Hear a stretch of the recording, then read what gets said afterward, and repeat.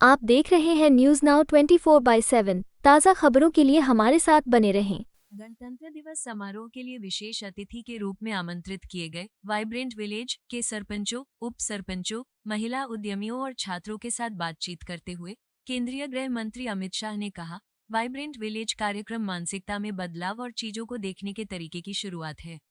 अगर हम इस कार्यक्रम के विवरण में जाएं तो ऐसी सड़कें बनाई जा रही हैं जो दो स्थानों के बीच भौतिक दूरी को कम करती हैं और संचार को भी बढ़ाती हैं।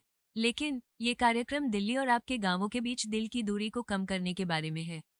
वाइब्रेंट विलेज प्रोग्राम से फिजिकल और डिजिटल कनेक्टिविटी के साथ साथ दिलों की कनेक्टिविटी भी बढ़ रही है। वाइब्रेंट विलेज प्रोग्राम से सीमावर्ती गांवों का इंफ्रास्ट्रक्चर, संस्कृति, पर्यटन, जीवन और आर्थिक उन्नति देश के बाकी हिस्से जितनी ही वाइब्रेंट होगी।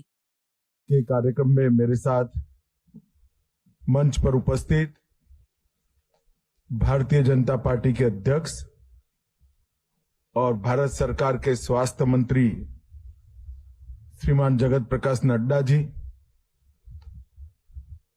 संसदीय कार्य मंत्री श्रीमान किरण रिजिजू जी, जनजातीय कार्य मंत्री भाई जोएल ओराम जी, मेरे साथी मंत्री नित्यानंद राय जी, केंद्रीय गृह सचिव श्रीमान गोविंद मोहन जी, सचिव सीमा प्रबंधन डॉक्टर राजेंद्र कुमार जी, आसूचना ब्यूरो के निर्देशक श्री तपन कुमार डेका जी, श्री राहुल रसकोत्रा, भारत तिब्बत सीमा पुलिस के महानिर्देशक और आज 5 स्थानों से आए हुए आप सभी वाइब्रेंट विलेज में रहने वाले मेरे भाइयों बहनों को मेरा नमस्कार, प्रणाम।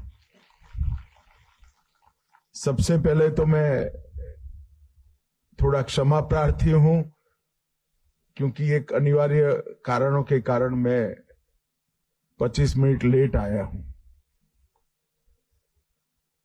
वाइब्रेंट विलेज प्रोग्राम के लिए मुझे बहुत लंबी बात नहीं कहनी है। काफी सारी चीजें मेरे साथियों ने बताई हैं, मगर वाइब्रेंट विलेज कार्यक्रम एक अप्रोच के बदलाव का शुरुआत है, दृष्टिकोण के बदलाव की भी शुरुआत है। इतने सालों की आजादी के बाद भी दुर्गम सीमांत क्षेत्रों में रहने वाले गांवों में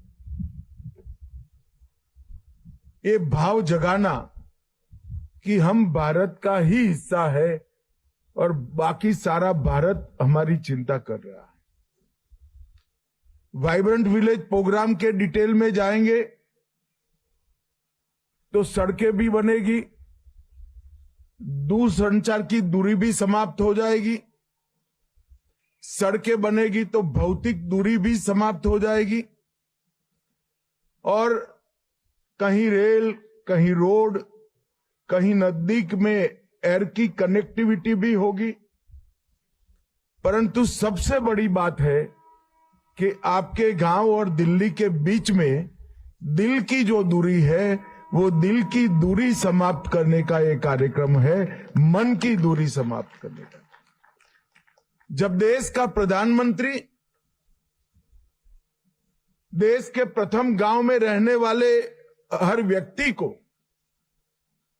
देश के राष्ट्रीय उत्सव आपको यह में वीडियो पसंद आया हो तो इसे लाइक करें, हमारे चैनल को सब्सक्राइब करें। कर इनको हिस्सा लेने के लिए जब बुलाता है तो अपने आप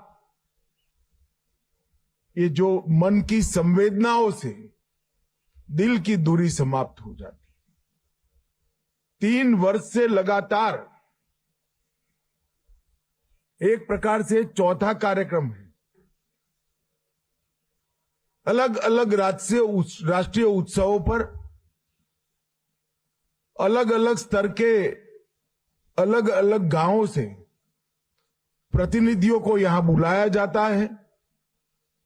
आईटीबीपी, बीएसएफ, सीमा की सुरक्षा करने वाले हमारे प्रहरी आप सभी को लेकर आते हैं, दिल्ली में ठहराते हैं और प्रधानमंत्री के मेहमान के, इनके प्रमुख गेस्ट के सम्मान के साथ राजकीय उत्सव में आप सभी को सम्मिलित होने का एक मौका मिलता है। ये बदले हुए दृष्टिकोण का परिचायक। देश के विकास की बात कोई नई नहीं है। 75 साल से देश के विकास की बात होती भी रही है, इसके लिए काम भी होता है। मगर 2014 से एक प्रकार से सर्वस्पर्शीय, सर्वसमावेशी देश के विकास की परिकल्पना अस्तित्व में आई। देश का विकास इस तरह से हो कि जो देश के हर नागरिक को स्पर्श करे, और देश का विकास इस तरह से हो जो देश के हर क्षेत्र को स्पर्श करे।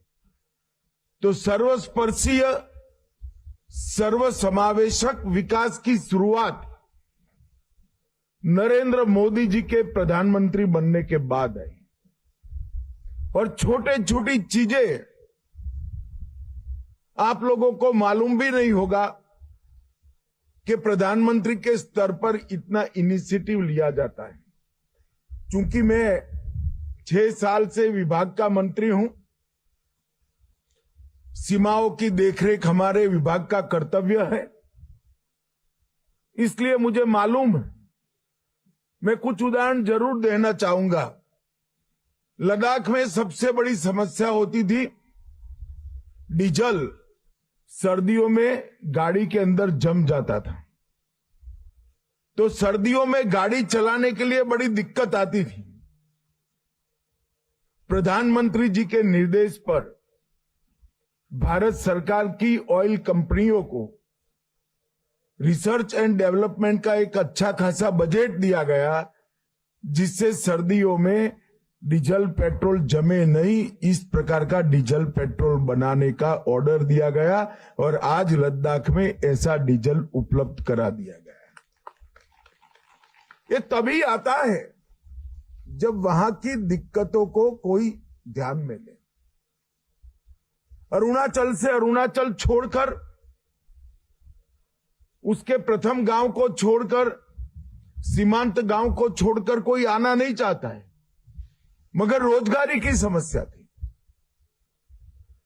हमारी डीजीपी आईजीपी कॉन्फ्रेंस होती है, 3 दिन प्रधानमंत्री जी देश भर के डीजीपी के साथ रहते हैं, मैं भी रहता हूं। वहां पर चर्चा हुई 2017 में, और वहीं से तय हुआ कि आईटीबीपी हो या बीएसएफ हो, अब सेना में भी होने जा रहा है। सारा दूध, अंडा, मच्छी, सब्जी सीमांत गांव से ही खरीदा जाएगा और गांव के अंदर रोजगारी का साधन होगा। इस प्रकार की चिंता जब कोई करता है, तभी जाकर विकास सर्वस्पर्शी और सर्वसमावेशी होता है। वहां के स्वास्थ्य की चिंता, वहां के मौसम के अनुकूल पढ़ाई का अभ्यासक्रम और टाइम टेबल बनाना, हर चीज में हमारे सीमांत गांव, हिमालयन क्षेत्र के गांव है, इसको किस प्रकार से विकास से युक्त किया जाए, इसका एक अलग चिंतन और किसी के स्तर पर नहीं, प्रधानमंत्री जी के स्तर पर ही हुआ है। और ये vibrant village programme multi dimensional, multi sectoral, संपूर्ण विकास का कार्यक्रम। गांव का इंफ्रास्ट्रक्चर भी वाइब्रेंट होना चाहिए, कल्चर भी वाइब्रेंट होना चाहिए, पर्यटन भी वाइब्रेंट होना चाहिए, जीवन भी वाइब्रेंट होना चाहिए, और आर्थिक उन्नति भी देश के बाकी हिस्सों जितनी ही वाइब्रेंट होनी चाहिए। एक संपूर्ण विकास के साथ जब हम आगे बढ़ते हैं तो मैं आपको भरोसा दिलाना चाहता हूं कि आपका भविष्य सिर्फ वाइब्रेंट नहीं होगा और आपका वर्तमान ही सिर्फ वाइब्रेंट नहीं होगा, आपका भविष्य भी, आने वाली पीढ़ियां भी यही अच्छे वातावरण के साथ जी पाएगी। 15 फरवरी को प्रधानमंत्री जी ने इस कार्यक्रम की घोषणा की। 19 जिलों के उत्तरी सीमा के सटे 46 ब्लॉक और 662 गांवों को इसमें समाहित किया गया और फिर योजना बनाकर छोड़ दिया, ऐसा नहीं है। इतनी कठिन परिस्थितियों में आप सभी को, तो आप जन्मे ही वहां हो, आपको आदत है, मगर गुजरात का एक बंदा वहां एक दिन भी जाता है तो सांस फूल जाती है उसकी। तो केंद्र सरकार के 22 से ज्यादा मंत्री ने 8 जिले और 26 गांवों का दौरा किया और वहां की कठिनाइयों का और जमीनी दिक्कतें क्या है, वाइब्रेंट विलेज प्रोग्राम की इम्प्लीमेंटेशन की, उसको लेकर आए। इसके साथ साथ 92 वरिष्ठ अधिकारियों ने भी दौरा किया है, 259 गांवों का दौरा हुआ है। तो करीब करीब हर गांव को स्पर्श करने का प्रयास किया गया है।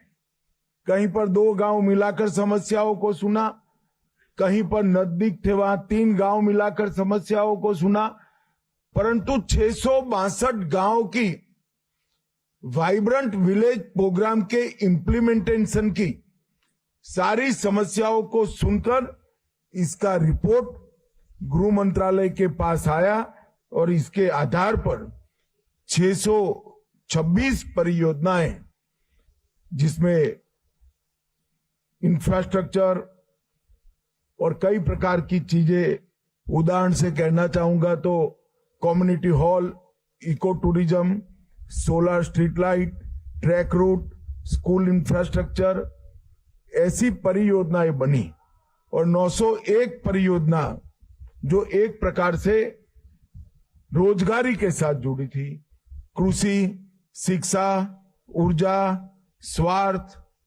स्वास्थ्य, कोऑपरेटिव, खादी ग्राम उद्योग, इस प्रकार की 556 करोड़ की योजनाएं बनी। सड़क, लगभग 2400 करोड़ रुपया सड़क पर खर्च किया गया, 113 सड़कें और 8 लो सस्पेंशन ब्रिज। 4G कनेक्टिविटी के लिए 2025 जून तक 362 गांव में 4G कनेक्टिविटी उपलब्ध हो जाएगी, ये लक्ष्य लेकर हम चले। 662 गांव में से 474 गांव में ऑन ग्रिड और 127 गांव में ऑफ ग्रिड इलेक्ट्रिफिकेशन भी हो चुका है और 238 करोड़ रुपए से 43 नई परियोजनाएं, विद्युत परियोजनाएं बढ़ाई हैं। 48 करोड़ के खर्चे से 102 परियोजनाओं से view point, adventure tourism, eco resort और पर्यटन केंद्र का विकास किया गया है और 662 में से 570 गांव में पहले बैंक नहीं थी, उनको बैंक से भी जोड़ने का काम नरेंद्र मोदी सरकार ने किया है।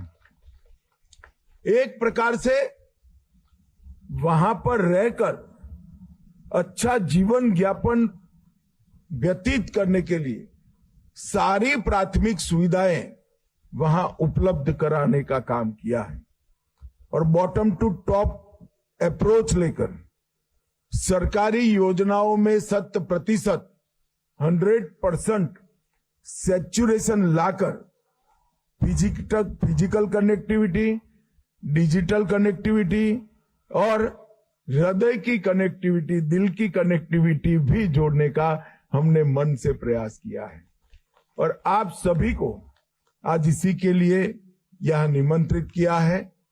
आपके गांव में जाकर ये संदेश जरूर दीजिएगा कि जिस व्यक्ति को आपने देश का प्रधानमंत्री चुना है उसके मन में आपके प्रदेश से बड़ी इसके दिल में आपके लिए जगह पड़ी है, प्यार पड़ा है, ढेर सारा प्यार पड़ा है।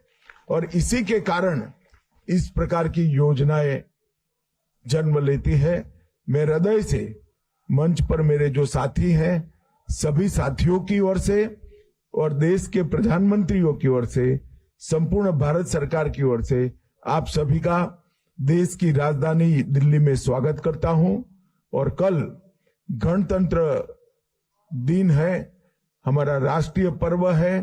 पूरा देश हमारा गणतंत्र दिन मनाएगा। आप भी गणतंत्र दिन कल हम सब के साथ दिल्ली में मनाएंगे। आप सभी का हृदय से स्वागत है। और फिर से एक बार देरी के लिए क्षमा प्रार्थना कर मेरी बात को समाप्त करता हूं। वंदे मातरम। आपको यह वीडियो पसंद आया हो तो इसे लाइक करें, हमारे चैनल को सब्सक्राइब करें।